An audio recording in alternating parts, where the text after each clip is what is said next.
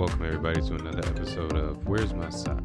I'm your host, Mr. E, and today we're going to cover the topic of editing an audio file. Shout out to my big sister for today's title because she gave me some inspiration, reminded me of the show back in the day, Ed, and Eddie. So we're going to channel in our inner Double D. You know, he was the one that was always getting the plans done that Ed came up with anyway. So yeah, we're going to get some stuff done talking about editing these audio clips because it's either going to be yoo-hoo, yay, we're editing, or it's going to be a damn, I gotta edit again. So however you feel about it, here's some information coming at you to help you with that process. First thing you want to do is download some kind of software. If you're using Anchor like I am, there's a preloaded editing software in the app that you can utilize to get your episodes out. If you're looking for a few more tools, a couple of the apps and softwares you can download for yourself are Audacity, that's what I use personally, Adobe Audition, Logic Pro, FL Studio, and there's a long list of other softwares that you can download so that you can get the job done in a manner in which you're comfortable with, familiar with, and to your liking. Once you get done with that and you have yourself a software, you're going to want to record a file. Hit that big red button and let it rip. Talk about what you need to talk about as far as your podcast goes. And when you're done recording, of course, save your project. Then that's where the real fun begins. So let's talk about how you trim your audio. Let's say you had a big long pause while you're doing recording because you were shuffling through some notes or something. You don't want to put that in the episode. Once you're in your software and you're looking at your audio file, you're going to want to take your software's cursor and highlight where you had that dead space. And from there, utilize your software's cut/delete, whatever they call it, button, and that will get rid of the file. So then now when you go back and play your audio, that whole part that you didn't want in there will be completely taken out. And of course, remember, when you take something like that out, that changes your time. So if it took you 10 seconds to get to your point again, you just took away 10 seconds from your audio clip. I know that sounds like a pretty obvious statement, but these are the little things you want to pay attention to when you're editing a file. Because something as simple as cutting one thing out when you're adding background music and sound effects, that can offset those things. So now let's say you have something coming up and you're doing a storytelling and you have a knocking on the door.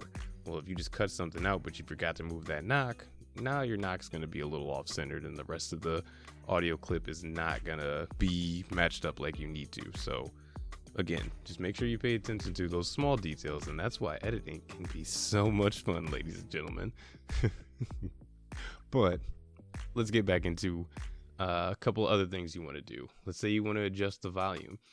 If the audio clip is too low or it's way too loud, make sure you use your software's volume controls, and that's going to allow you to change whatever it is you need to, the pitch, the key,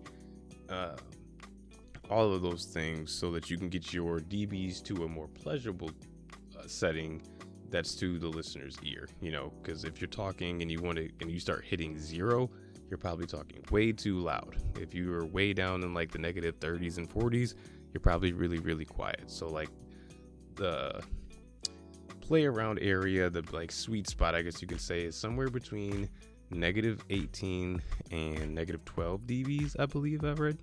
So as long as you're talking somewhere in there, you got yourself a pretty good range. So when you record and you're outside of those ranges, just use your software's volume controls, and that'll allow you to get your audio to where you need to get it at.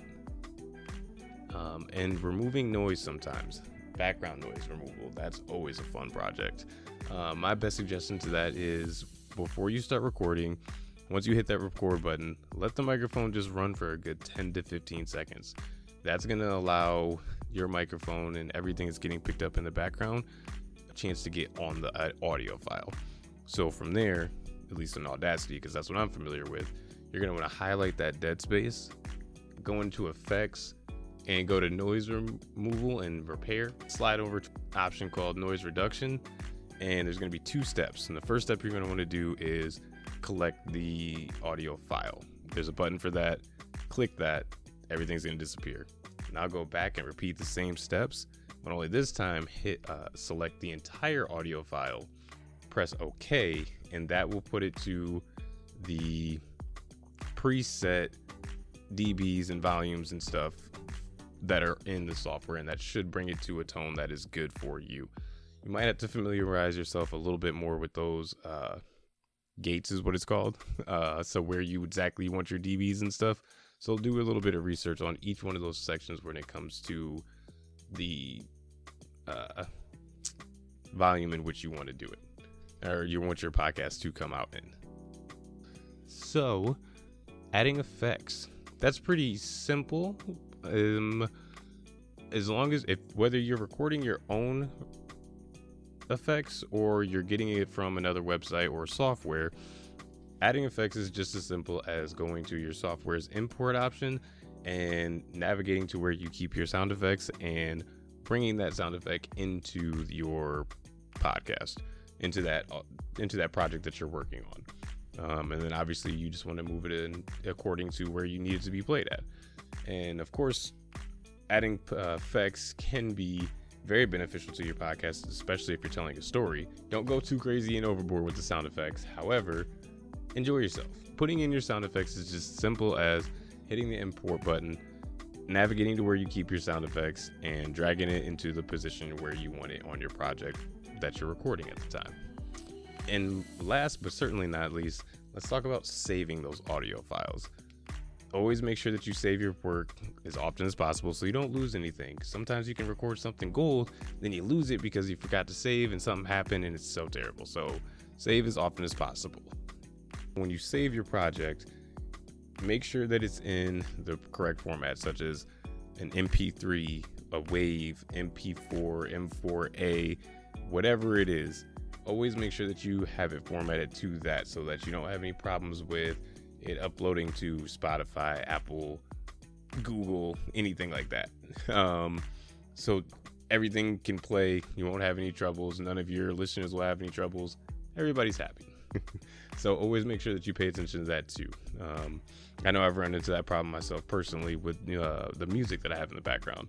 I do that on my tablet and I transfer that file over to my computer to insert it into the project. And before I do that, I always have to switch it over to an MP3 file. So again, you just want to make sure you pay attention to those small details because yes, editing is very rewarding because you get to hear and see the progression that you put into the project that you've been working on. And it feels pretty good. It's like, hey, yeah. It's like, yeah, I did 3 hours of editing and this is what it sounds like afterwards for 5 minutes. It's worth it. Because again, depending on what you're working on, that's sometimes what you could be looking at, folks. And yeah, it's not fun. 3 hours for 5 minutes. Wow, that's a handoff. But sometimes those 3 hours fly. You never know. Just depends on how you feel about the process. But this is part of the process, like everything else I've told you guys. So just buckle up, get through it. Got to go through a little bit of hell before you get to heaven. I remember that's a saying back in the day. So tell yourself whatever you need to tell yourself to keep yourself motivated to continue on this editing. Or of course, you can outsource, have somebody else do the editing for you. Who knows? Maybe you can do that. I personally don't do that, but I do have my audio engineer. Shout out to Lawrence again, because yes, he does help me clean up my things. But however, when it comes to how I want to sound, I take care of that part of things. So maybe you're a little bit different. You're like, no, I'll just talk. Someone else can make me sound better, and that's good.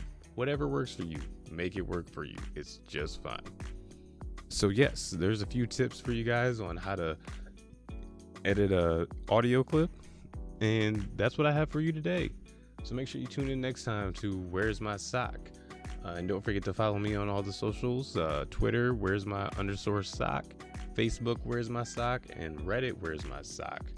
And as always, any questions or comments that you have for me, if you want some help on a podcast, please reach out. I will help you as best I can. You can hit me on any of those platforms that I just named, or you can email me at sjendeavors.com or sjendeavors@gmail.com. That's SJENDEAVORZ. Yes, Z, not S, @gmail.com. Thanks for listening, guys. Once again, this is Mr. E, and I hope you have a good evening.